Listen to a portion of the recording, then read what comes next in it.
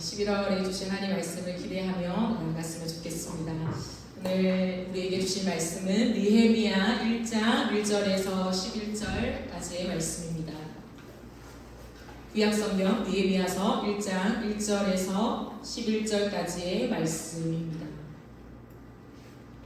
우리 말씀을 한 절씩 교독하시고 마지막 절은 합독하시겠습니다. 하가랴의 아들 느헤미야의 말이라. 아닥사스다 왕 제20년 기스르월에 내가 수산궁에 있는데 내 형제들 가운데 하나 있는 하나님과 두 사람과 함께 유다에서 내게 이르렀고 내가 그 사람을 유명하고 하나님의 놀라와 예루살렘 사람들의 형편을 보인즉 그들이 내게 이르되 사로잡힘을 면하고 남아있는 자들이 그 지방 거기에서 큰 환난을 당하고 능력을 받으며 예루살렘 성은 허물어지고 성문들은 불탔다 하는지라. 내가 이걸 듣고 앉아서 울고 수일 동안 슬퍼하며 하늘의 하나님 앞에 금식하며 기도하여 이르되 하늘의 하나님 여호와 크고 두려우신 하나님이여 주를 사랑하고 주의 계명을 지키는 자에게 언약을 지키시며 긍휼을 베푸시는 주여 간구하나이다.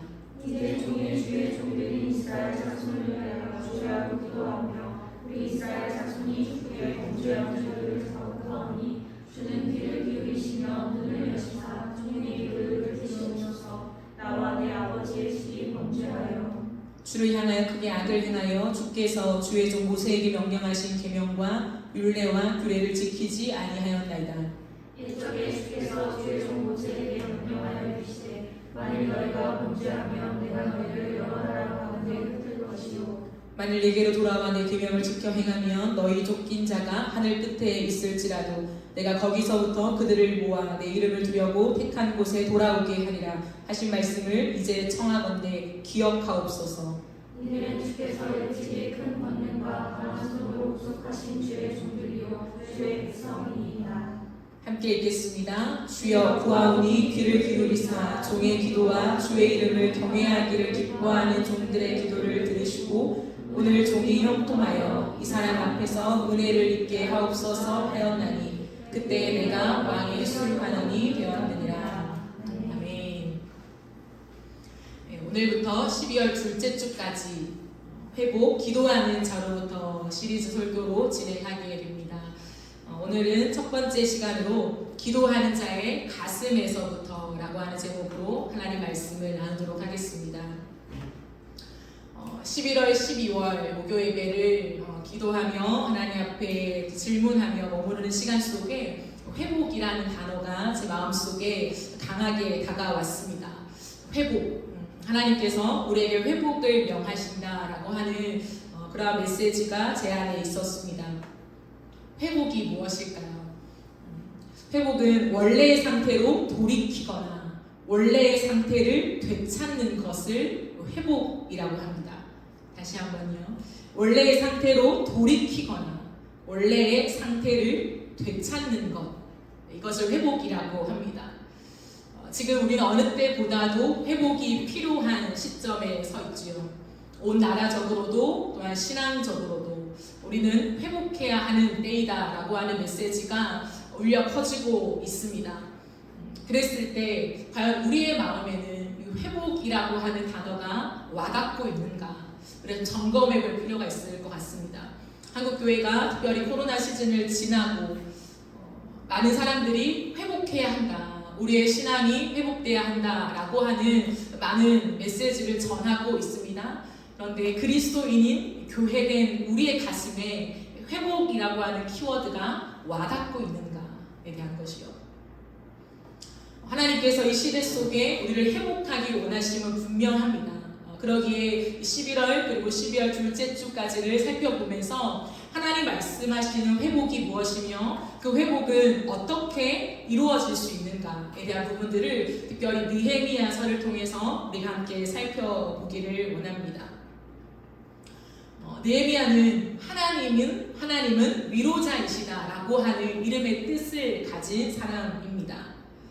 남유다가 BC 586년에 바벨론에 의해서 멸망하게 됩니다. 그때 바벨론으로 포로로 끌려가게 되죠. 3차에 걸쳐서 포로로 끌려가서 70년이라는 긴 세월 동안에 바벨론의 포로 생활을 하게 됩니다. 그런데 페르시아 고레스가 왕이 되고요. 그는 이스라엘 사람들을 고국으로 돌아가도록 귀한 명령을 내리게 되죠. 그래서 3차에 걸쳐서 많은 백성들이 귀환하게 됩니다.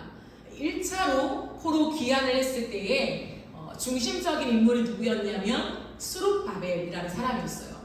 그 사람과 함께 많이 돌아온 사람들이 수룹바벨을 중심으로 했던 일이 뭐냐면 성전을 재건하는 일이었습니다. 그래서 무너진 성전이 다시 재건되었을 때에 그 성전의 이름이 수룹바벨 성전이다. 들어보셨습니까? 라고 칭하게 돼요. 이것은 무너진 솔로몬 성전을 다시 지은 그 성전을 일컫습니다. 그 후에 아닥사스다 왕이 2차로 포로들을 돌려보내게 돼요. 2차 포로 귀환에서 중심 리더가 누구였냐면 에스라였습니다. 에스라 선지자요. 그 에스라 학자가 같이 귀환을 해서 하나님의 말씀을 세우게 돼요. 그러나 아주 온전한 회복은 아닙니다. 70년이 넘는 세월 동안에 이스라엘 백성들의 모든 것이 무너져 있었기 때문에 외적인 것과 또 내면의 것들, 이 모든 것을 회복하기에는 아직도 역부족이었던 것이죠. 이스라엘 백성들은 특별히 여전히 성벽이 무너진 채로 있었습니다. 누군가가 쳐들어오면 속수무책 당할 수밖에 없는 무방비 상태나 다름이 없죠. 그러므로 진정한 회복을 위해서는 성벽 재건이 시급한 문제였습니다. 근데 하나님께서는 이스라엘의 회복이라고 하는 큰 하나님의 관심과 함께 성벽을 재건하는 일을 느헤미야를 통해서 일으키십니다. 오늘 본문 1절과 2절을 다시 한번 보시겠습니다. 하가랴의 아들 느헤미야의 말이라. 아닥사스다 왕 제20년 기스르월에 내가 수산궁에 있는데 내 형제들 가운데 하나인 하나니가 두어 사람과 함께 유다에서 내게 이르렀기로 내가 그 사로잡힘을 면하고 남아있는 유다와 예루살렘 사람들의 형편을 물은즉이라고 되어 있습니다. 물은즉 이게 무엇일까요? 질문을 했다는 거죠. 질문은 나의 관심사를 담아내는 거죠. 관심 없는 것을 질문하진 않아요. 내가 평소에 실행하고 있던 것, 그것을 어떤 타이밍에 질문하게 되죠. 그러게 진실된 질문, 진실하게 던지는 질문은 나의 마음까지 노출시키게 됩니다. 단순한 그 이슈에 대해서 질문하는 정도가 아니라 그 질문을 던짐으로 인해서 내 마음속에 무엇을 품고 생각하고 있는지가 함께 노출되지요. 어떤 사람이 하는 질문을 보면 와, 그 답과는 별개로 와, 저 사람은 저런 고민을 하고 살아가는구나. 저런 질문을 던질 만큼 자신의 인생에 있어서 그 이슈가 참 중요하구나 라고 하는 것을 깨닫게 될 때가 있습니다. 그러므로 질문만 들어도 그 사람을 상당 부분 이해할 수 있게 된다는 거죠. 질문한다는 것은 그 이슈가 내 가슴에, 내 삶에 아주 가깝게 와닿고 있다는 증거입니다. 느헤미야는 오늘 말씀을 보니까 예루살렘 사람들의 형편을 묻게 됩니다. 그것을 질문하고 있죠. 그런데 사실 느헤미야는요, 이 질문을 할 필요가 없는 사람이었습니다. 왜 그럴까요? 느헤미야는 당시 바사 제국, 페르시아 제국에서 높은 관직에 올라있는 사람이었습니다. 비록 포로의 땅이었지만 느헤미야는요, 이곳에서 태어나고 자랐어요. 그리고 성장함과 동시에 이곳에서 우리말로 하면 취업이 된 거죠. 나라가 멸망한 지 약 140년 정도가 흐른 시점이었습니다. 이곳에서 취업도 하고 영향력도 생겼어요. 삶이 안정적이었다는 거죠. 세상의 눈으로 보면 포로의 땅, 거기서도 성공한 사람, 예를 들어 이민을 가서 그 이민 땅에서도 성공하며 이름을 알린 사람, 그런 축에 속한 모습이었습니다. 성경을 보니까 그는 왕의 술관원이었다라고 되어 있죠. 당시 이 직책은 뭐냐면 왕이 마시는 모든 음료를 먼저 마시는 사람이었어요. 왜? 독을 탈 수 있으니까. 그렇기 때문에 독살 방지를 담당하는 왕의 최측근이었다는 거죠. 이거는 고위 관직이었습니다. 이 사람과 왕은 국사를 의논하기까지 했어요. 그러니까 왕의 얼굴을 굉장히 자주 보는 사람이었죠. 이 당시에는 왕의 얼굴을 자주 본다는 것 자체가 왕과 얼마나 가깝냐, 그리고 그것이 높은 지위를 말해주는 부분이었다라는 거예요. 그러니 느헤미야는 왕 곁에서 왕의 신임을 얻은 사람, 그리고 많은 사람들의 신임까지도 얻은 사람이었다라는 거예요. 그러나 느헤미야는 유다에서 온 자신의 친형제라고 우리는 봅니다. 이 친형제에게 가장 먼저 예루살렘 사람들의 형편을 묻고 있습니다. 예의상 물어본 게 아니에요. 몰랐던 사람과 마주하면 의례적으로 물어볼 수도 있지만 친형제입니다. 아주 가까운 관계라는 거죠. 그러므로 진심이 담겨있지 않았다면, 진짜 궁금하지 않았다면 예의상 물어볼 필요가 없었던 거죠. 그러므로 이 질문은 무엇을 보여줍니까? 느헤미야는 예루살렘의 무너진 형편을 자신의 상황처럼 느끼고 있었다는 거예요. 비록 내가 지금 페르시아 왕국에 편하게 지내고 있지만 느헤미야의 마음은 굉장히 가난한 상태였다는 거예요. 왜 그럴까요? 우리가 이후에 계속 살펴보겠지만 느헤미야는 하나님 앞에서 살아가는 사람이었기 때문입니다.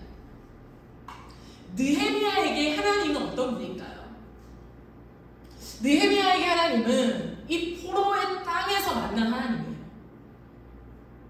태어나 봤는데 어느 정도 성장해서 내가 생각할 수 있는 나이가 되었어요. 근데 우리 민족은 포로래요.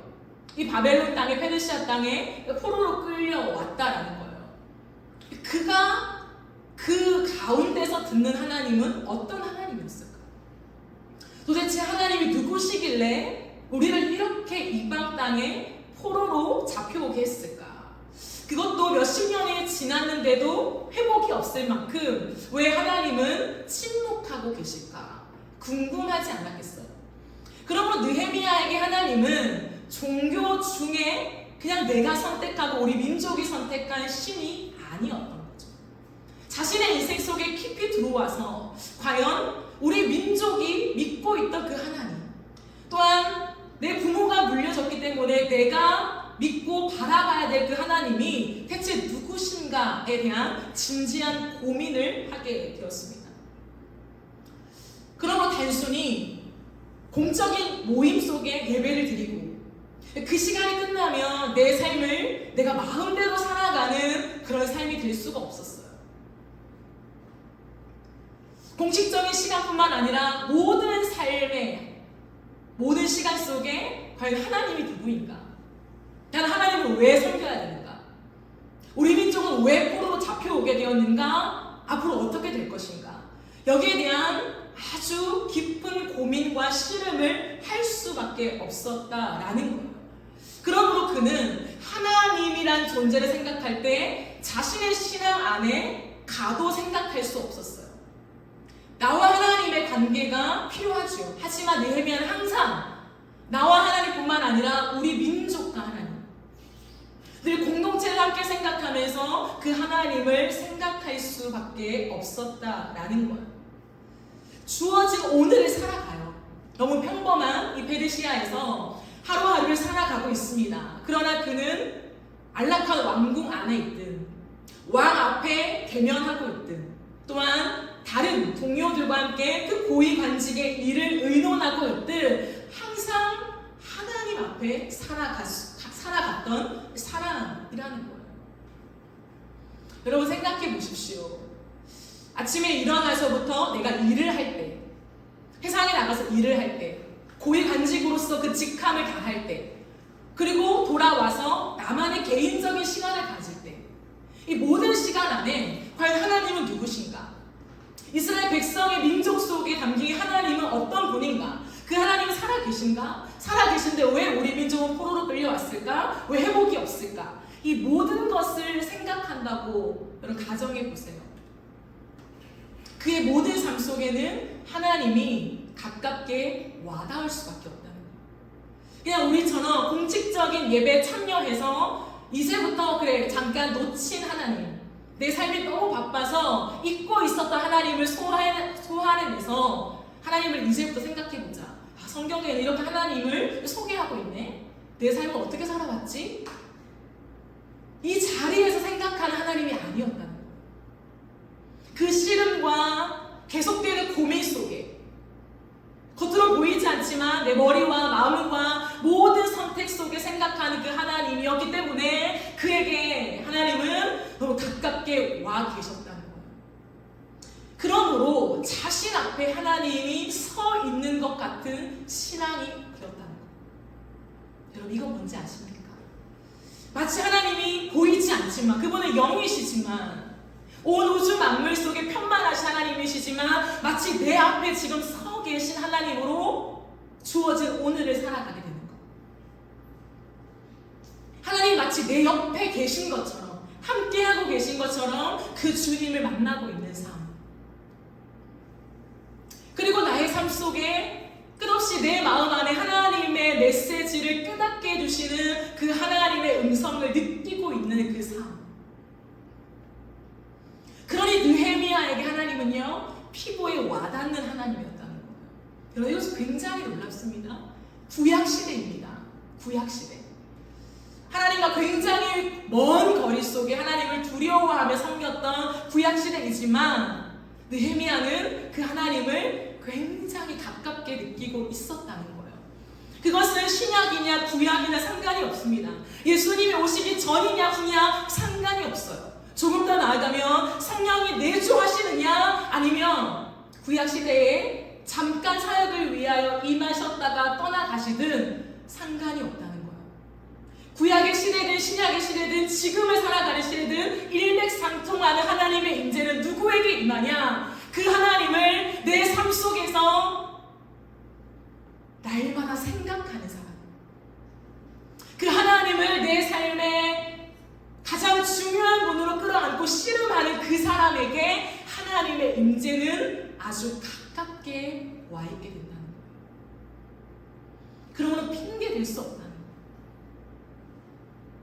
느헤미야는 피부에 와닿는 하나님을 느끼며 이렇게 생각하지 않았습니다. 하나님이 나에게 복을 주셔서 비록 포로의 땅에 있지만 나를 이곳에서 높여주셨구나. 잘 살도록 인도해 주셨구나. 누리게 하셨구나. 라고 생각하며 안정감을 취하지 않았어요. 여러분 충분히 그럴 수 있잖아요. 하지만 느헤미야는 그렇게 하지 않았습니다. 왜일까요? 날마다 씨름했던 하나님, 진정성 있는 태도 속에 교회에서 듣는 그냥 어떠한 모임 속에서 듣는 하나님이 아니라 내 인생에 내가 직접 고민하는 하나님과 마주하면서 느헤미야의 가슴에 하나님의 심장이 이식되고 있었기 때문이었어요. 그 하나님의 마음이 무엇입니까? 날마다 씨름하며 고민하며 하나님이라고 고백하며 묻는 기도 속에 무너질 예루살렘을 향한 눈물을 그는 깨닫게 되었다는 거예요. 하나님의 마음에 무너진 예루살렘에 대한 눈물이 있구나. 그걸 와닿게 되었다는 거죠. 느헤미야의 질문에 그들은 이렇게 대답을 합니다. 3절을 보시면 그들이 내게 이르되 사로잡힘을 면하고 남아있는 자들이 그 지방 거기에서 큰 환난을 당하고 능력을 받고 예루살렘 성은 허물어지고 성문들은 불탔습니다. 라고 전해줍니다. 그러자 느헤미야의 반응이 무엇입니까? 4절이죠. 내가 이 말을 듣고 앉아서, 이 앉았다라는 말이 뭐냐면 주저앉았다라고 하는 거예요. 편안하게 앉았다는 것이 아니라 주저앉은 그의 마음을 보여주고 있습니다. 주저앉아서 수일 동안 슬퍼하며 하늘의 하나님 앞에 금식하며 기도하여 진짜 가슴으로 아파했다는 거예요. 그리고 며칠 동안 슬퍼하며 뭐라고 되어 있습니까? 하늘의 하나님 앞에서라고 되어 있어요. 이것이 느헤미야의 삶의 태도를 보여주고 있습니다. 항상 하나님 앞에서 그는 금식하며 기도하게 됩니다. 여러분 이것은 형식적인 평범한 기도가 아니에요. 그냥 내가 이 소식을 들었으니까 내가 기도해야겠다 라고 하며 앉아있는 기도의 형식이 아니었습니다. 단순히 예루살렘 그 조국 땅, 그 땅에서 이러한 일이 벌어지고 있구나, 가슴 아파하며 안타까워하는 정도의 그 마음이 아니었다라는 거예요. 이 페르시아에서 유대 땅까지 약 1000km 정도가 된다고 합니다. 이 1000km 떨어진 곳에서 그 상황이 느헤미야의 상황으로 와닿았다는 거예요. 가슴에 절절히 와닿았다는 거예요. 그럼 왜 와닿았겠어요? 우리가 살펴본 것처럼 느헤미야는 하나님 앞에 서 있었어요. 그리고 그는 이렇게 기도하기 시작합니다. 5절에 보시면요, 하늘의 하나님 여호와, 크고 두려우신 하나님. 그리고 이렇게 고백하죠. 주를 사랑하고 주의 계명을 지키는 자에게 언약을 지키시며 긍휼을 베푸시는 주여라고 합니다. 하나님을 부르죠. 인격적인 하나님, 그 하나님을 대면하고 있습니다. 여러분, 느헤미야가 어떻게 이 하나님을 알 수 있었을까요? 페르시아 땅에 있었던 느헤미야가 어찌 이 소식을 듣자 즉각적으로 반응하며 하나님 앞에 내가 엎드립니다. 마치 내 앞에 서 계신 그분 앞에 내가 인격과 인격을 마주하면서 무릎을 꿇듯이 내가 엎드립니다 라고 말할 수 있을까요? 엎드릴 뿐만 아니라 당신은 언약의 하나님이십니다. 당신은 주님을 사랑하고 주의 계명을 지키는 자에게 언약을 지키시고 긍휼을 베푸시는 하나님이시잖아요. 너무 당연하고 자연스럽게 어찌 그의 금식의 눈물의 기도 속에 이렇게 주님을 부를 수 있었을까요? 이게 느헤미야의 삶의 태도였다는 거예요. 무엇을요? 항상 하나님의 말씀을 가까이 했습니다. 하나님이 궁금했어요. 어린 시절부터 그는 하나님이 누구신가? 그래서 늘 고민했습니다. 대체 하나님이 누구야? 나에게 하나님 누구지? 나는 왜 하나님을 섬겨야 돼? 이 페르시아 땅에서 왜 나는 수많은 신이 아니라 왜 하나님이어야 해? 그것을 스스로 찾아낸 거예요. 누군가에 의해서 억지로 강요당한 신앙이 아니라 스스로 질문하며 스스로 찾게 되었습니다. 무엇을 통해서? 말씀을 통해서. 그는 들은 말씀을 끝없이 상기하며, 그래? 하나님은 이런 분이야? 그 말씀을 곱씹고 곱씹으며 내가 비록 육체적으로 직접 대면할 수 없는 하나님이시지만 영으로 살아계신 하나님, 온 땅을 창조하시고 우리 민족을 선택하신 그 하나님을 맞닿게 바라보면서 하나님을 알아가기 시작했다는 거예요. 그리고 그것을 삶으로 아멘했습니다. 교회에서 배웠어. 하나님은 이런 분이래. 계명을 지키고 자기를 사랑하는 자에게 언약을 지키시고 긍휼을 베푸시는 좋으신 하나님이래 라고 간접적으로 들은 것이 아니에요. 느헤미야의 가슴 속에 새겨진 하나님, 나의 하나님은 이런 분이시다. 나의 하나님은 당신을 사랑하고 당신의 계명을 지키는 자에게 언약을 지키시고 긍휼을 베푸시는 나의 하나님이다. 그러니 그는 주님, 내가 그런 하나님께 기도해요. 너무 가까워요. 너무 하나님이 가깝게 느껴져요. 그 속에서 느헤미야가 깨닫게 된 것이 있어요. 느헤미야가 어찌 모든 것이 와닿았을까? 저기 1000km 떨어진 예루살렘에서 가보지 않은, 한 번도 가보지 않고 밟아보지 않고 만나지 못한 사람들인데 그 소식만 듣고 어찌 그 모든 상황과 그 모든 형편이 가슴에 와닿을 수 있었을까? 라고 했을 때 그 하나님을 대면하고 금식하려 기도했잖아요. 그 기도 속에 하나님의 마음을 깨닫게 해주시며 그가 발견한 것이 있습니다. 그것은 뭐냐면 나의 조상들의 죄악 때문에 지금 모든 것이 무너졌잖아요. 남유다가 다 무너지고 포로로 끌려오고 70년이 지나고 완전히 바닥나 아무런 방비가 없이 다 쓰러진 채 널브러진 유다, 그 중심에는 죄가 있었다라는 것을 발견해요. 하나님을 사랑하지 않은 죄, 하나님의 계명을 떠난 죄. 그런데 여러분, 그 속에서 느헤미야가 깨닫게 된 것이 뭐냐면 그 죄 안에서 자신의 죄를 발견하게 돼요. 하나님의 눈물을 느낍니다. 예루살렘에 사는 사람들이 지었던 죄를 향한 하나님의 눈물을 느껴요. 근데 그 눈물은 자신의 죄를 보시는 하나님의 눈물이었다는 것을 깨닫게 됩니다. 왜 그것을 알 수 있을까요? 6절, 7절에서 느헤미야는 이렇게 기도를 이어갑니다. 이제 종이 주의 종들인 이스라엘 자손을 위하여 주야로 기도합니다. 삶을 다 바쳐 기도합니다. 진정성을 말하는 거죠. 진정성 있게 기도할 때 이렇게 기도해요. 우리 이스라엘 자손이. 우리라고 하는 표현 속에 자신을 포함시킵니다. 우리 이스라엘 자손이 주께 범죄한 죄들을 자복하오니 주는 귀를 기울이시며 눈을 여시사 종의 기도를 들으시옵소서. 하나님을 굉장히 인격적으로 대우하고 있죠. 그리고 이렇게 합니다. 나와 내 아버지의 집이 범죄하여 주를 향하여 크게 악을 행했습니다. 그래서 모세에게 명령하신 계명과 율례와 규례를 지키지 않았습니다 라고 합니다. 무엇을요? 나와 내 아버지의 집이 범죄하여 라고 합니다. 여러분 잘 생각해 보십시오. 예루살렘을 무너뜨린 그 죄는 앞선 세대가 지은 죄였습니다. 느헤미야와는 전혀 상관이 없는 죄였습니다. 왜? 이미 과거에 지은 죄로 그 결과가 포로로 끌려온 것으로 드러났으니까요. 그리고 그 70년을 그 죄에 대한 대가를 치르고 있는 여정이었으니까. 그리고 끝났어요. 그 기간도. 지금 당하는 형편은 내가 태어나기 전에 아버지 세대가 지은 죄의 결과였다라는 거죠. 그러나 느헤미야는 나와 내 아버지의 집이 범죄했습니다 라고 기도를 해요. 나와 내가 주님께 범죄했습니다 라고 기도한다는 거예요. 왜 그럴까요? 단순히 그들의 죄를 나의 죄로 짊어지려고 기도했을까요? 그렇지 않아요.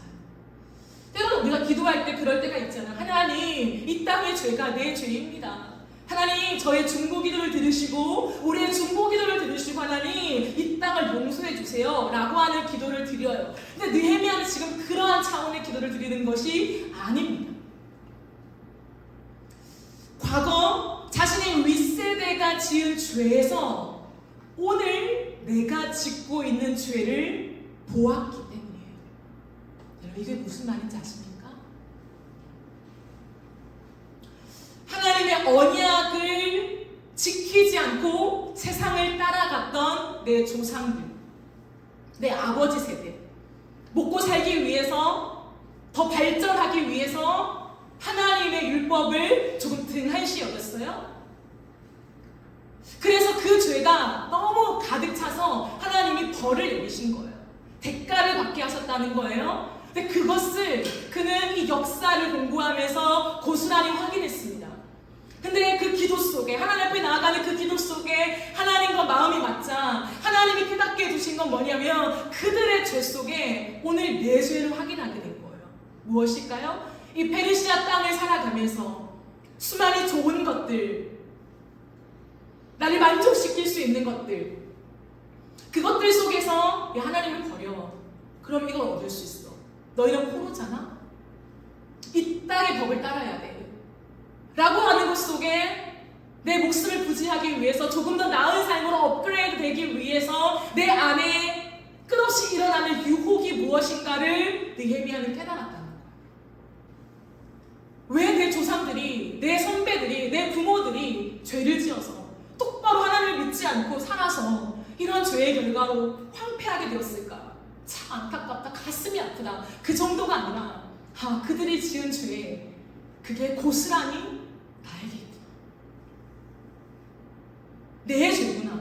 오늘도 내가 드러나지 않지만 내 안에서, 내 생각 안에서 끝없이 꿈틀거리는 죄가 하나님과 멀어지게 만들고 있구나.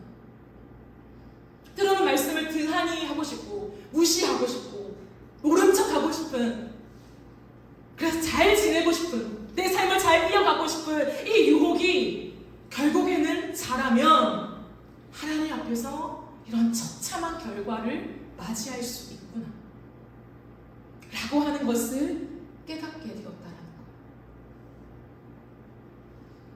이것이 느헤미야의 가슴이었고 느헤미야의 눈물이었습니다. 그렇기 때문에 당연해 모든 사람은 그래 죄의 유혹이 있지 어쩔 수 없어 라고 받아들이는 것이 아니라 그렇기 때문에 느헤미야는 깨달았어요. 그러면 나는 왜 무너지지 않을 수 있었을까? 나도 여전히 이 죄가 항상 나에게 도사리고 있었는데 그래 맞아 이 죄에 이렇게 걸려 넘어질 수 있었는데 근데 나는 오늘 왜 여기까지 왔을까? 라고 했을 때 날마다 하나님의 임재를 가까이 느끼며 목숨처럼 붙잡았던 주의 말씀이 자신을 지켜주었다는 것을 깨닫게 된 거죠. 하나님 앞에서 기도를 포기하지 않은 시간들, 날마다의 사투 속에 직분이 올라가고 더 영향력이 넓어지며 자신을 환영하는 이 페르시아 한 복판에 서 있어도 자신이 어릴 때부터 씨름했던 나의 하나님, 내 부모의 하나님이 아니에요. 단순히 내 민족의 하나님이 아닙니다. 내가 직접 씨름한 내 하나님으로 와닿았던 그분 앞에 무릎 꿇는 매일매일의 사투가 있었기 때문에 살아남았던 거예요. 영적으로. 그럼 우리의 가슴에 눈물이 있으십니까? 기도에 눈물이 있어야 진정한 기도의 무릎이 꿇어지게 되는 거예요. 왜 형식적인 기도 속에 기도해야지 책상에 앉아서 아니면 집에 어떠한 여러분의 기도 속에 왜 몸이 건조한 마음으로 우리는 기도하게 될까요? 우리 안에 그 눈물이 없기 때문이에요. 육체로 흘리는 눈물만을 말하는 것이 아니라 우리 가슴에 담겨진 눈물이 없기 때문에 그 기도가 너무 약해진다는 거죠. 우리에게 눈물의 기도가 있습니까? 우리의 기도를 돌아볼 때 느헤미야와 같은 눈물의 기도가 있으신가요? 오늘날 셀속하되고 무너진 이 땅을 바라보는 눈물의 기도가 있으십니까? 모든 것이 다 발전했지만 그리스도인들에게 현저히 약해지고 있는 한 가지를 꼽으라고 할 때 공식적으로 많은 사역자들이 꼽고 있는 것이 뭐냐면 기도입니다. 다른 건 어떻게든 할 수 있대요. 성경 공부도 억지로 시킬 수 있고 제자 훈련도 할 수 있고 예배로 오게 하는 것들 어떻게든 훈련할 수 있지만 한 가지 못 해주는 거 그리고 끝없이 약해지는 건 기도라고 하는 거예요. 기도의 무릎이 없대요. 우리의 삶도 마찬가지지 않습니까? 물론 하나님의 은혜로 우리 교회가 지금 기도의 릴레이를 계속 이어가고 있습니다. 너무 감사하죠. 너무 감사합니다. 하지만 그 전까지 우리의 인생을 돌아볼까요? 기도가 있었습니까? 날마다의 정한 시간에 주님 앞에 내 모든 육체의 피곤함을 굴복시키며 하나님 앞에 무릎 꿇는 기도의 시간들이 있었습니까? 하나님 앞에 하나님 내 가슴에 눈물이 없습니다. 눈물을 주세요라고 하는 애통함으로 씨름했던 우리의 삶의 흔적들이 있었나요? 없었잖아요. 그러니 누군가를 탓할 수가 없는 거죠. 하지만 우리는 다시 한번 기도의 무릎을 꿇을 수 있는 하나님의 은혜 안에 있다면 이전으로 돌아가서는 안 돼요. 지금 우리가 훈련하고 있는 기도가 얼마나 강력한 것인지를 여러분 우리가 잊지 말아야 합니다.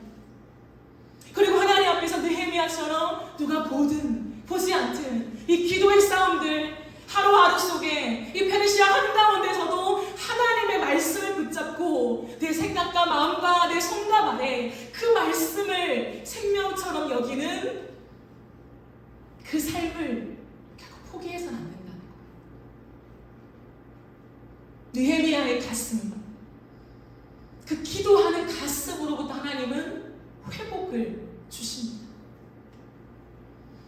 여러분 이 시대 속에 많은 사람들은 사사시대를 걷는다라고 얘기하죠. 사사시대의 핵심이 무엇입니까? 내 소견에 옳은 대로 행하는 모습이라는 거예요. 내 소견에 옳은 대로 믿고 정의하며 살고 있는 우리의 모습이 너무 팽배해져 있어요. 성경의 원리가 우리 안에 체화되어 있지 않기 때문에 우리는 내가 생각하는 대로, 그리고 문화가 말해주는 대로, 크리스찬 안에서도 다수가 가는 길로, 그리고 인지도가 있는 분들이 말하는 대로 우리가 너무 당연하게 갈 때가 많아요. 그렇기 때문에 이스라엘 백성들이 여기까지 온 거죠. 하나님의 말씀을 직접 대면하고 이 말씀대로 살아가는 것이 아니라 이렇게 하면 된대. 위 선배들도 그랬어. 이 시대 속에 이스라엘이 살아남으려면 어쩔 수 없는 거야. 지금은 확신해야 돼. 라고 하는 수많은 사람들의 이야기로 하나님을 믿고 걸어가다 보니 이스라엘 백성들이 여기까지 온 거야. 느헤미야는 직책에 올라가고 페르시아 궁전 안에 들어가 살았던 사람이지만 하나님의 말씀을 담대하게 살아냈던 사람이었어요. 앞으로 살펴보겠지만 단순히 성벽을 재건한 미션을 수행한 사람이 아니었어요. 전 인생 속에 하나님의 말씀을 녹여내며 페르시아 한가운데서도 하나님의 말씀에 빛을 들고 성경의 원리로 살아냈던 사람이었다라는 거예요. 우리의 모습을 돌아봅시다. 내 소견에 옳은 대로 믿고 규정하는 모습이 우리 안에 있지 않습니까? 죄를 향하여서도 세상이 말하는 대로 이건 죄가 아니야, 이 정도는 문화야, 이건 죄야. 우리가 끝없이 옆 사람이 얘기하는 대로, 어떤 세상의 공동체가 얘기하는 대로, 그리고 모든 사람들이 맞다라고 즐거워하는 그 문화가 말하는 대로 우리가 걸어가고 있지 않습니까? 그것은 어떠한 성경 속의 이슈를 보면서 토론할 수 있는 문제는 아니라고 생각해요. 성경에 그 이슈에 대한 정확한 답이 나와 있는 구절이 있냐 없냐로 우리가 말할 수 있는 것이 아니에요. 신구약의 전체를 꿰뚫는 성경적인 원리, 그 원리가 우리 안에 있어야 그 원리로 모든 것을 풀어 생각할 수 있는 거죠. 그 능력이 우리 안에 있으십니까? 아니, 그 능력을 갖고 싶으세요? 진짜 솔직히 성경적인 원리가 내 머리부터 발끝까지 내 하루의 모든 일상 속에 당연하게 적용되어지기를 진짜 원하세요? 오늘 우리가 하나님 앞에 직면해서 정직하게 거기에 대한 부분을 점검했으면 좋겠어요. 진짜 원하냐? 내 인생이 하나에서 10가지 모든 부분 성경적인 원리로 세팅되어서 하나님이 원하시는 대로 생각하고 말하고 행동하는 그 삶을 정말 가슴으로 주님 너무 원해요. 그 가슴이 있으십니까? 그냥 이 이슈를 어떻게 다룰 건가? 어떻게 피해갈 건가? 아니면 어떻게 빨리 정리해서 내가 확인하고 점검하고 넘어갈 건가? 여기에 더 관심이 있으십니까? 우리는 후자일 때가 훨씬 많은 시대를 살아가고 있어요. 그렇기 때문에 A냐 B냐, 이걸 하면 되냐 안 되냐, 이건 죄냐 아니냐, 끝없이 이분법적인 사고로 신앙생활을 이어가는 부분이 너무 많다는 거예요. 그걸로는 이 시대 속에 믿음으로 살아남을 수가 없어요.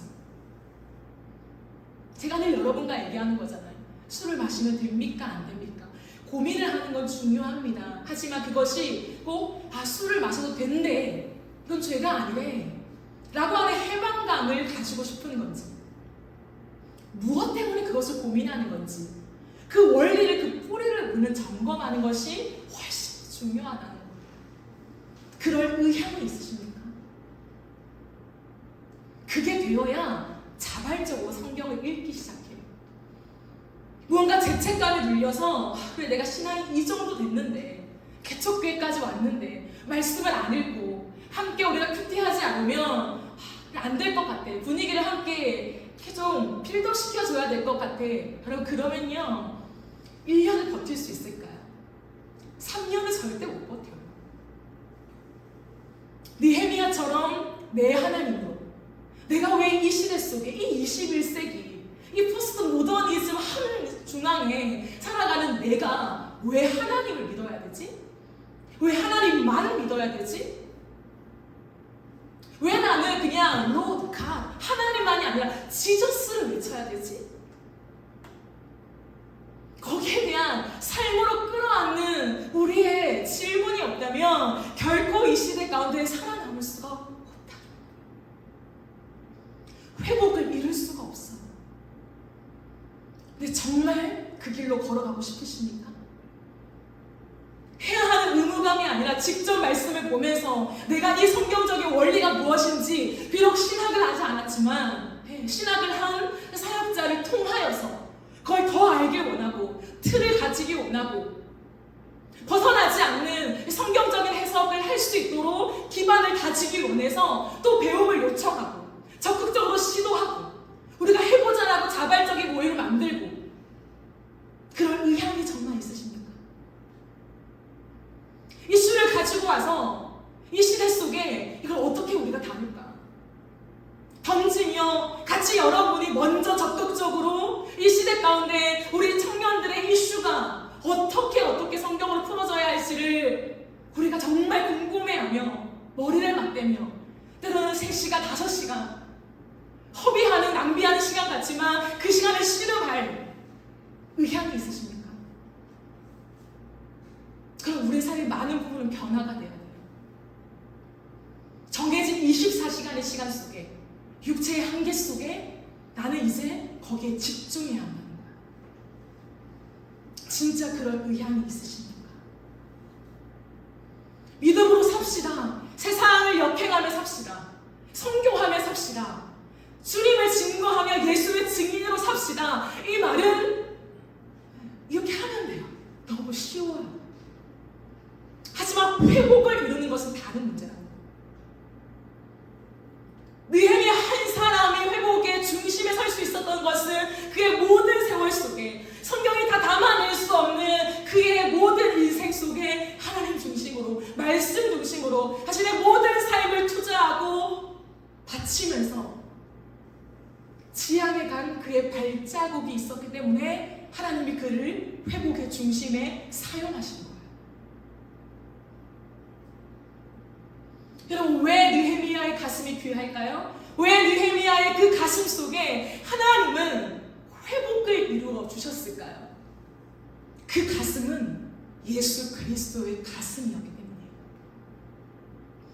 여러분 생각해 보십시오. 예수님은 굳이 이 땅에 내려오실 필요가 없으신 분입니다. 굳이 하늘의 모든 찬란한 영광을 다 버리고 자신이 직접 이 땅에 오셔서 육신의 그 한계에 갇혀서 우리가 지은 모든 죄를 자신이 담당하고 죄인이 될 필요가 없었던 분이었다는 거예요. 죄를 알지도 못하는데. 그러나 친히 죄인으로 모든 것을 덧입고 그분은 죽어주셨다는 거예요. 왜요? 그렇게 해야 구원이 완성되니까? 그거는 총체적인 모습에서 맞겠죠. 하지만 우리 예수님은 그 구원의 어떤 거대 서사를 완성하기 위해서 단순히 이 땅에 인간으로 내려오신 것이 아니었어요. 죄 가운데 아파하는 우리를 향한 사랑 때문이었다.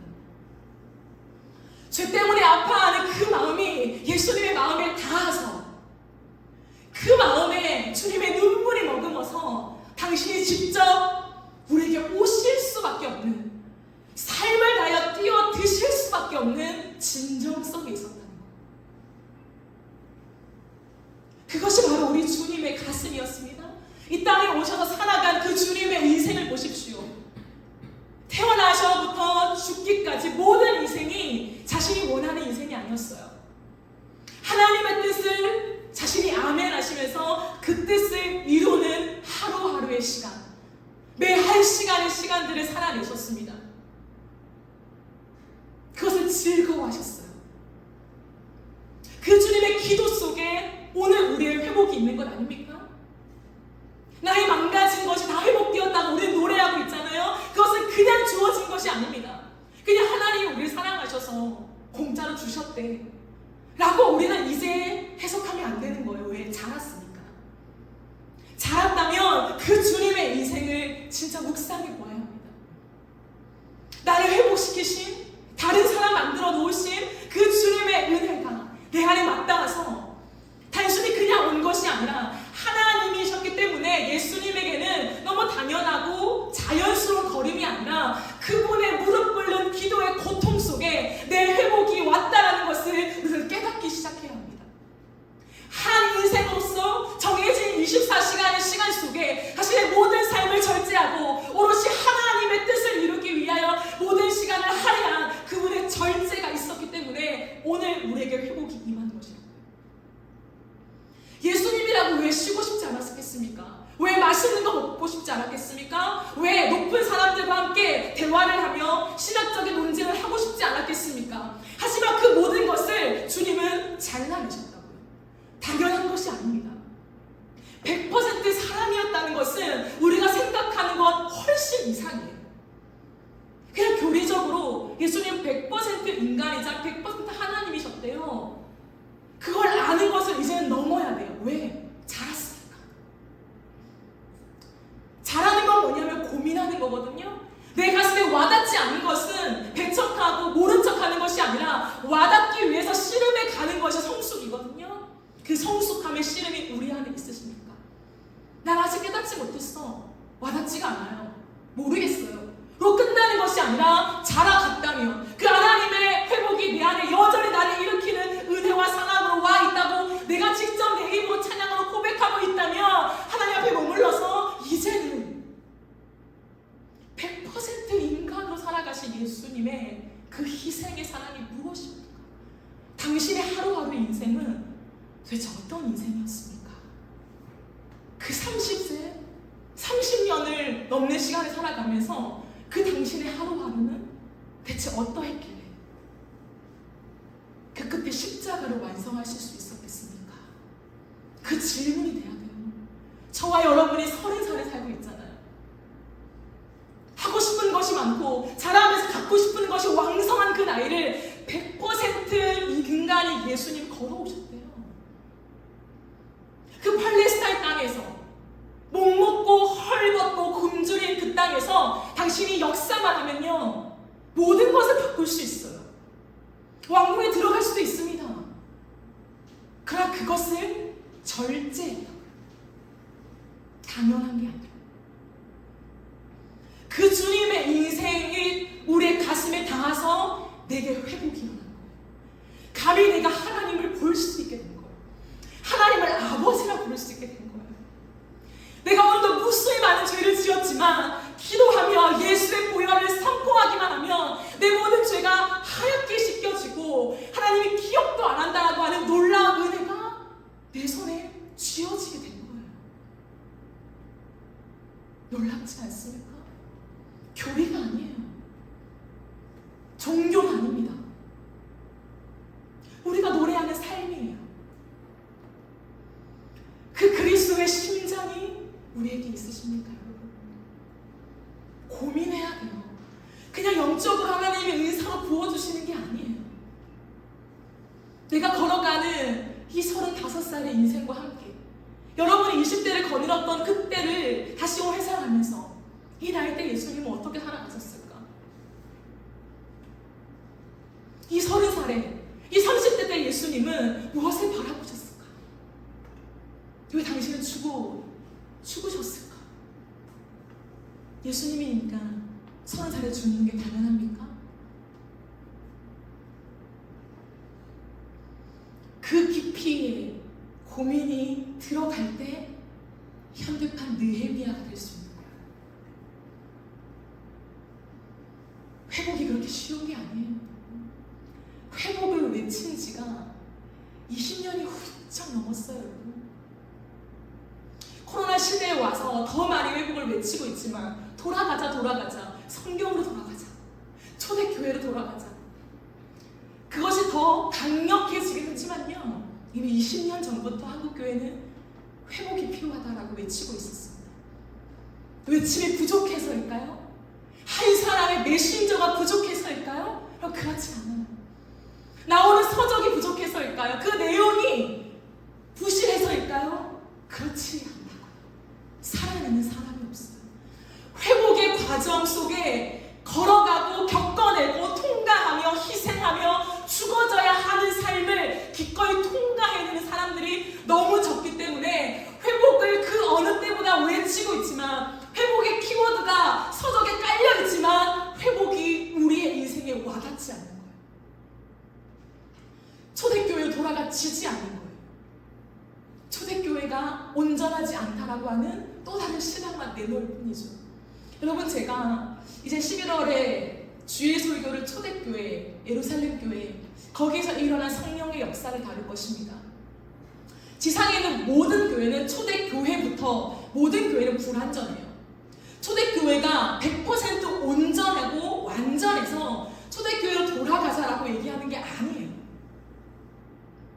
초대교회 가운데 강력한 성령의 임재와 예수 이름만으로 살아갔던 사람들, 예수 이름만 외쳤을 때 역사와 능력이 나타났던 그 현장, 그것이 하나님의 회복이라는 것을 보여주기 때문에 초대교회로 돌아가자는 거예요.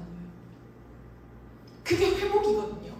불완전한 우리가 어떻게 이 땅에서 온전함을 경험합니까? 죽을 때까지 경험하지 못해요. 하지만 우리가 이 땅을 살아가면서 돌아가야 하는 회복이라는 게 그 모습이구나 라고 보여주는 현장이 초대교회 모습이에요. 거기에 굉장히 많은 것들이 담겨 있습니다. 그렇기 때문에 그때로 돌아가서 그 원리를 배워가자, 그 삶의 태도를 배워가자, 예수 이름의 능력을 우리의 삶에 와닿게 가져오자 라고 하는 외침이라는 거예요.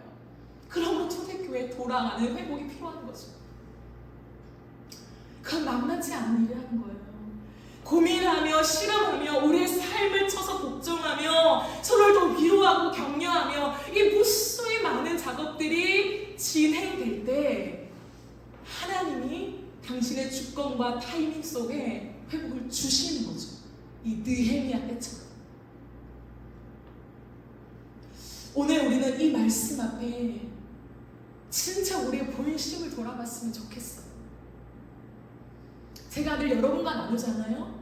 성경을 100독하든 1독도 못하든 그게 뭐가 중요합니까? 중요하긴 하죠. 하지만 본질적으로 그건 중요한 게 아니잖아요, 여러분. 오늘 믿고 내가 성경 1독 못하고 죽은 사람도 천국을 가잖아요. 하나님의 사랑의 품에 안기잖아요. 그런 식으로 생각하면 하나님을 절대 이해하지 못해요. 근데 우리의 본심에 진짜 하나님, 내 모든 삶이 당신과 함께 하기를 내가 정말 원해요. 그 원함이 있냐고. 정말 나를 통하여 나뿐만 아니라 이 땅에 무너져 있는 이 수없이 많은 젊은 세대가 하나님 회복되어지길 원하고, 잘한 것도 있지만 못한 것 때문에 무너져 있는 한국교회와 전 세계 교회가 하나님 다시 회복되길 원해요. 근데 저를 사용해 주세요 라고 하는 그 원함이 진짜 우리의 본심이 맞습니까? 내가 원하는 한 가지, 주님의 기쁨 되는 것이라는 그 찬양의 가사가 진짜 내 본심이냐고요. 왜 하나님을 믿으십니까? 왜? 거기에 대한 날마다 질문이 스스로에게 필요한 거예요. 나는 왜 하나님을 믿냐? 무엇을 얻길 원하냐? 근데 나는 왜 이렇게 살아가지? 제가 말했죠. 단순히 정죄가 아니에요. 왜 이렇게 못 살았어? 이게 아니라 진정성 있는 질문을 내 삶을 들여다보면서 하지 못하면 회복이 없어요. 여러분 보십시오. 한국교회 안에 다음 세대라고 하는 이 기치를 내세우며 끝없이 이 땅 가운데 많은 것들을 변화시키려 노력이 있어요. 그게 중요하죠. 근데 보십시오. 세상은 지금요, 시간이 빠르다 생각하며 이 땅의 한국 안에 마약이 어마어마하게 퍼져 있어요. 빙산의 일각이죠. 지금 나와 있는 모든 이슈들은, 모든 뉴스들은요, 걷잡을 수가 없습니다. 어떻게 하실 건가요? 내 옆에는, 내 주변에는 마약하는 사람이 없어서, 아직 우리 교회 안에는 마약하는 사람이 없어서 안전한가요? 1월에 뉴욕을 가서 하나님이 보여주신 것이 그거였습니다. 지나가는 길마다 대마초를 하는 사람들, 대마초의 냄새가 그냥 공기였어요. 지나가는 대마의 냄새가 너무 자연스러워. 지금 우리가 거리를 걸어가다 담배 냄새 맡듯이 이게 무슨 냄새지? 대마의 냄새였어요. 대마가 합법화돼서. 길거리에 그냥 걸어가는데 사람들의 눈이 풀려 있어요. 왜 그렇지? 눈빛이 좀 이상해. 알고 보니까 뉴욕 안에 마약이 합법화되어서 거리에서 대마를 팔고 하는 사람들이 너무 만연해 있기 때문에 눈이 풀려 있는 사람들이 많은 거예요. 너무 당연하게. 타임스퀘어 앞에서 너무 당연하게 화려한 불빛 밑에서 어두운 어떤 골목이 아니에요. 수많은 사람들이 지나가는 그 한복판에서 하나님 나를 왜 이곳에 보내셨을까? 라고 할 때에 한국 안에 비슷하다라는 음성을 주셨어요. 그때 저는 한국 안에 마약이 이렇게 심각한지 아예 몰랐어요. 와, 무섭다 정말 마약은 하고 돌아와서 몇 달이 지나면서 지금 갑자기 마약이 이게 빙산의 일각이었다는 것이 드러나면서 계속적으로 마약이 이슈가 되고 있죠. 훨씬 더 많다는 거예요. 이미. 우리는 어떻게 할 것인가? 마을버스에도 적혀져 있어요. 나올 수 없는, 출구가 없는 미로 마약. 한국 안에 와닿아 있는 이 문제뿐만 아니라 수많은 문제들이 이미 다음 세대 안에 나이가 내려가면 내려갈수록 이제 훨씬 더 빠르게 접하게 되는 그 시간들을 우리가 지나고 있습니다. 다음 세대 강단에서 수없이 피 터져라 외쳐도 어려워요. 부정적인 말을 하고 싶은 것이 아니라 희망이 없다라고 말하고 싶은 것이 아니라 희망적입니다. 근데 그 희망을 우리가 취하기 위해서 오늘 나의 삶에 씨름이 있어야 한다고요. 이런 기도에 와서 하나님 다음 세대를 살려주세요. 하나님 마약에 퇴치되게 해주세요. 라고 하는 기도 너무 중요하지만 그 기도만으로는 안 된다는 거예요. 하나님이 주신 그 마음들과 아픈 마음이 나의 눈물로 왔다면 이제 우리는 우리의 인생 속에 나로부터 내가 믿는 하나님을 내 인생 안에 고민해 나가야 된다는 거예요. 몇 독하냐가 중요한 게 아니라 하나님이 와닿지 않기 때문에 말씀이 읽지 않는 것이 아닌가를 우리는 돌아보아야 한다는 거예요. 단순히 어려워서가 아니라 왜 나는 하루에도 큐티하는 게 그토록 어렵나? 왜 주님 앞에 10분을 내어드리는 것도 어렵냐? 1시간 너무 많은 것 같은 그 부담감이 왜 내 안에 있느냐? 그 출처를 내 뿌리 안에서 살펴보지 않으면 이 땅에 만연한 이슈를 다룰 수가 없다는 거예요. 왜요? 그거를 잠재우면 또 다른 이슈가 나올 텐데 앞으로는요 계속 빠른 시간 안에 계속 나올 거예요. 이제는 술 이슈가 대단한 이슈가 아니잖아요. 해결하지도 못했는데 마약 더 심한 것들 지금 이 땅의 뉴스를 보면 지금 장악하고 있는 이슈를 보세요. 말이 안 되는 전청도 사건들과 이게 뭡니까? 계속 터져 나오는 것들만 우리는 어리둥절하며 당할 뿐이라는 거예요. 왜요? 존재를 변화시키지 않으면 뿌리를 바꿀 수가 없어요. 이슈를 다룬다고 두더지 게임처럼 이것 내리치면 다른 게 올라온다고요. 해결하는 것이 목적이 아니라 사람을 만드는 게 목적이라고요. 이게 시간을 걸리죠. 티가 안 나죠. 하지만 이제는 그 씨앗을 심을 때가 왔다는 거예요. 사역자인 나부터, 내 삶부터, 말씀을 가르친다라고 거들먹거리는 나부터 내 삶의 모든 시간 안에 24시간의 시간 속에 성령의 통제를 받으며 성경의 원래로 내가 살고 있는가를 정직하게 점검하며 나를 하나님 앞에 굴복시켜가는 삶을 만들어 나가야 해요. 그리고 앞장선 먼저 그렇게 살아내고 있는 저를 따라서 여러분도 그 길로 와야 해요. 같이 그 길로 가야 돼요. 저는 꿈꿉니다. 하나님 앞에 기도하고 있어요. 하나님, 이 너무 처치가 너무 미약하지만 이곳이 초대교회가 되게 하소서. 하나님, 그 성경적인 원리로 살아갈 때에 이곳 가운데 놀라운 성령의 역사가 나타나고 묶인 것들이 풀어지며 예수 이름만으로 능력이 나타나는 하나님, 그것이 지금 21세기 이 서울 한복판에서도 우리의 인생 안에서도 일어난다는 것을 하나님, 나는 살아나고 싶습니다. 내가 살고 싶습니다. 하나님, 그런 교회가 되게 해주세요. 그러기 위해서 제 모든 삶을 하나님 말씀 앞에 순복하겠습니다. 주님. 또 제가 올라오겠죠? 또 쉬고 싶은 마음이 올라오겠죠? 저도 다루어가면서 하나님을 더 즐거워할 수 있도록, 내 악한 본성과 싸워내면서 하나님을 덜 즐거워하는 내 마음과 싸워내면서 오늘도 하나님을 가까이 여기며 내가 주님을 즐거워하고 싶어요. 주님 나를 도와주세요 라고 하는 씨름을 하면서 저는 걸어갈 거예요. 제가 걸어갈게요. 여러분 앞에 제 삶을 노출시킬게요.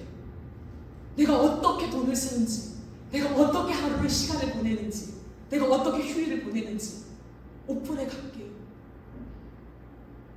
진정성 있는 삶을 살아갈게요. 그러니 함께 살아가 봅시다. 회복은 만만치 않아요. 하지만 주십니다. 다음 세대가 태어나고 있잖아요. 이제 올 건데 이너프에 어린 생명도 올 거고 중고등학생들도 올 거고 청년들도 하나님 보내주실 거예요. 올 건데 그 아이들을 무엇으로 양육합니까? 우리의 삶으로 양육해야 돼요. 앉아봐 성경 공부하자. 필요하지만 이 성경을 내가 이렇게 살아내고 있어. 난 이런 고민과 씨름을 하고 있어. 아직 답을 내가 얻지 못했지만 그 과정 속에 있단다? 너도 한번 고민해 볼래? 그렇게 말할 수 있는 교회가 저는 이너프 처치가 되었으면 좋겠어요. 그런 우리가 갈망을 갖고 주님 앞에 서기를 원합니다. 말씀을 정리하겠습니다. 느헤미야는 무너진 예루살렘의 회복을 갈망했던 사람이었습니다. 무너진 예루살렘의 소식을 물었던 사람, 그 진정한 질문이 그의 인생에 담겨 있었던 사람, 그리고 그 형편을 들었을 때 주저앉아 진정성 있게 금식하며 기도했던 사람이었습니다. 느헤미야는 하나님 앞에 살아갔던 사람이죠. 하나님을 대면하기 원해서, 내 하나님을 찾아내기 위해서, 나의 하나님과 맞닿기 위해서 끝없이 진정성 있는 질문을 누가 듣지 않아도 스스로 했습니다. 하나님, 당신이 누구십니까? 나는 왜 내 삶을 다 바쳐 당신의 말씀 앞에 순복해야 됩니까? 왜 그래야만 합니까? 왜 내가 원하는 대로 살면 안 됩니까? 그 질문 속에 하나님을 알아갔던 사람. 그렇기 때문에 그의 눈물 속에 하나님의 눈물이 담겼고, 그는 백성들의 죄악 속에, 수없이 많은 조상들의 죄악 속에 오늘도 꿈틀거리는 내 죄를 바라보면서 하나님 앞에 자복했던 사람입니다. 그래서 주님 앞에 기도하죠. 주님 기억하소서. 주님 우리를 기억하소서. 당신의 일에 의지하오니 기억하소서. 내 종 하나님의 종들을 기억하소서. 하나님, 내가 말씀 붙잡고 살고 있잖아요. 나를 봐주세요. 느헤미야의 모든 삶이 이제 그래요. 그것은 자랑과 교만이 아닙니다. 하나님, 제가 이렇게 살았잖아요. 살고 있잖아요. 하나님, 나를 보세요. 내가 그렇게 한 걸음 한 걸음 걷고 있잖아요 라고 느헤미야는 하나님 앞에 막 말해요. 왜 그럴까요? 그것을 앞으로 살펴볼 거예요. 하나님 앞에서 하루하루를 엎드려 살아냈던 사람이었습니다. 하나님은 오늘 무너져 있는 이 땅과 한국교회 회복을 일으키길 원하십니다. 무너진 다음 세대의 심장 속에 그리스도의 심장이 인식되기를 원하십니다. 십자가가 무엇인지를 모르는 그들 가운데, 피보는 십자가 보혈을 얘기해도 와닿지 않는다고 말하는 다음 세대 속에 피보는 십자가가 와닿는, 오늘 내가 살아가는 이유가 되는 십자가 보혈로 주님은 회복을 일으키기를 원하십니다. 그러므로 현대판 느헤미야를 찾고 계십니다. 이 시대 느헤미야 같은 사람이 없냐? 페르시아 한복판에서도 나를 가깝게 느끼는 느헤미야처럼, 이 21세기 한복판에서 나를 가깝게 느끼는, 가슴에 와닿게, 피부로 와닿게 나를 대면하는 느헤미야가 어디 없냐?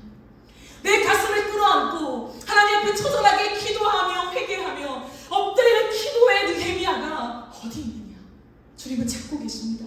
그리고 기도하는 자의 가슴으로부터 회복을 일으키기를 원하십니다. 저는 확신합니다. 이 마지막 때에 하나님 반드시 회복을 일으키십니다. 반드시요. 왜? 성경이 약속하고 있기 때문에. 많은 것들이 무너진다 해도 마지막 때에 내가 남은 자를 일으킬 것이다. 내가 마지막 때 내 교회를 일으킬 것이다. 무너져 있지만 그 교회를 회복하여서 내가 마지막까지 교회를 사용할 것이다 라고 하는 것이 하나님의 약속의 말씀입니다. 그러니 그 약속은 이루어지지요. 그러니 희망이 있지요. 그러니 저와 여러분이 현대판 느헤미야가 됩시다. 하나님 앞에 삶을 절제하고 엎드리며 순복하며 그 앞에 진정성 있게 나아가는 느헤미야가 되어지기를 주님의 이름으로 축복하며 소망합니다. 아멘. 우리가 이 시간 함께 찬양하며 기도할 시간을 가지도록 하겠습니다.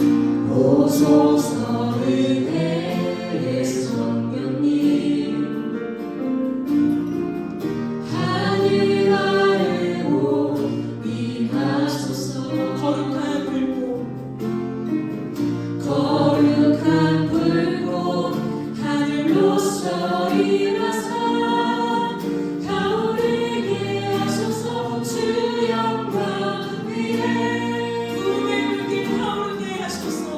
구름의 불길 타오르게 하소서. 진리의 말씀 진리의 말씀 이 땅 새롭게 하소서. 은혜의 강물 흐르게 하소서. 은혜의 강물 흐르게 하소서.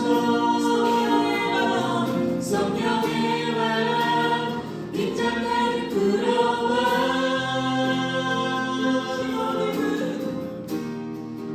기도님은 주의 순결한 백성 주의 영광 위에 이제 일어나. 열방을 치유하며 행진하는 열방을 치유하며 행진하는 영광의 그날을 영광의 그날을 주소서. 오소서. 진리의 성령님 오소서. 진리의 성령님 이 땅을 들며 임하소서. 이 땅을 들며 임하소서. 거짓과 탐욕 거짓과 탐욕 죄악에 무너진 우리 가슴 우리 가슴 하늘의 저 가슴을 솟으소서. 오소서. 은혜의 성령님 오소서. 은혜의 성령님 하늘 가리고 임하소서. 하늘 가르고 임하소서. 거룩한 불꽃 거룩한 불꽃 하늘로서 임하소서. 저에게 하소서. 주의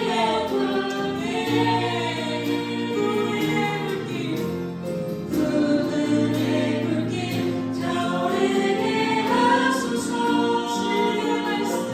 진리의 말씀 이 땅 새롭게 하소서. 은혜의 강물 흐르게 하소서. 성령의 바람 이 땅 가득 불어와.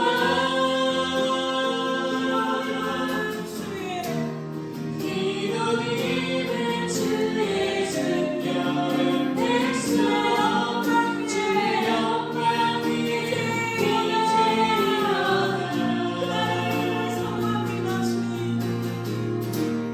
열방을 치유하며 행진하는 영광의 그날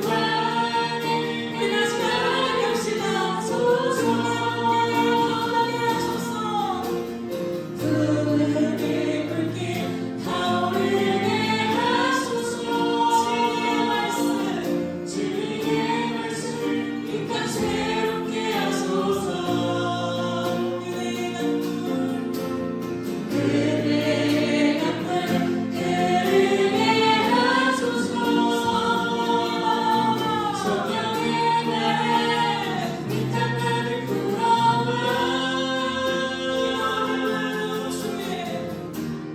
기도님은 주의 순결한 백성 주의 영광 위에 이제 일어나. 열방을 치유하며 행진하는 영광의 그날을 주소서. 우리가 이 시간 들은 말씀을 기억하며 기도합시다. 하나님이 오늘 우리에게 질문하십니다. 정말 나와 함께 하나님의 나라를 이루는 삶을 너가 원하느냐? 정말 너의 진심의 원함이 그것이냐? 나와 함께 이 땅을 회복해 나가는 것, 열방 가운데 나의 회복을 이루는 그것이 너의 원함이 맞냐? 이 질문에 대답할 시간입니다. 우리가 이 시간 기도하며 나아갈 때에 주여 이 질문 앞에 내가 이렇게 대답합니다. 주여 내 가슴에 하나님의 눈물을 주시고 하나님 오늘 들은 이 말씀들이